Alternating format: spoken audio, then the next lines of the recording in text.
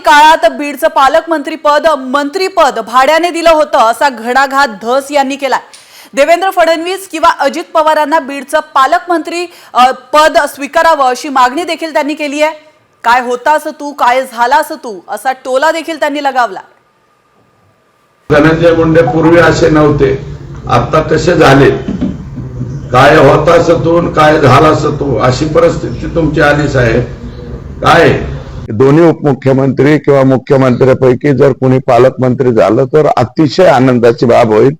कारण आणि गार्डियन जे मागचे गार्डियन हे मला वाटतं त्यांनी पालकमंत्रीपदही भाड्याने दिलं, मंत्रीपदही भाड्याने दिलं। त्यातले जे विष्णू चाटे म्हणजे आकाच्या खालचे छोटे आका हे मला वाटतं आत गेलेत आणि ते आत गेले म्हणजे पोलिसांनी पकडलेत असं मला वाटत नाही, ते सरेंडर झालेले आहे। बाकीचे छोटपोट याच्यापेक्षा याच्यातला जो आका आहे तो आका आता लवकरात लवकर आत गेला पाहिजे।